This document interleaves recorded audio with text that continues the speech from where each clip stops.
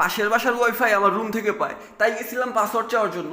দরজায় গিয়ে অনেকক্ষণ নক করলাম, কিন্তু দরজা খুলে না। সম্ভবত দরজার ফুটা দিয়ে আমাকে দেখছে, এরপর থেকে আর দরজা খুলে না। কলিং বেল বাজাইলাম, দরজায় ধাক্কি করলাম, কোনো কিছুতেই কাজ হয় না। আব্বাকে দিয়ে কাজ করাইতে হবে। এরপর আমি সোজা চলে গেছি আব্বার কাছে। আব্বা আবার রুমের মধ্যেই বসে বসে বই পড়তেছিল। তো আব্বাকে গিয়ে বললাম যে, আব্বা, পাশের বাসার চাচা আপনাকে ডাকে, সিঁড়িতে যাওয়ার সময় আমার সাথে দেখা হয়েছিল, বললো যে তোমার আব্বাকে গিয়ে একটু পাঠিয়ে দিও, তো কাজ আছে, আমার রুমে পাঠিয়ে দিও। তো চলেন যাই, আমি আপনাকে গিয়ে বাসাটা দেখাই দিই। এরপর আব্বাকে নিয়ে সোজা চলে গেছি। তো আব্বা সামনে যাইতেছে, আমি আব্বার পিছে পিছে যাইতেছি। আব্বা গিয়ে দরজায় নক করলে সম্ভবত দরজাটা খুলবে। তো যেই কথা সেই কাজ, আব্বা চলে গেছে আমার কথা মতো দরজায় নক করার জন্য। তো দরজার সামনে এসে বলতেছে এইটা, বললাম জি আব্বা এইটাই, নক করেন। তো আব্বা নক করছে। নক করছে 2 মিনিট হয় নাই, আমি আবার একটু দূরে দাঁড়িয়ে ছিলাম যে ফুটা দিয়ে আগে দেখবে। আব্বাকে দেখা দরজা খুলছে। কিছুক্ষণ পরে সেই দরজা খুলছে। খোলার পরে আবার সুন্দর করে সালাম দিছে, আসসালামু আলাইকুম আঙ্কেল।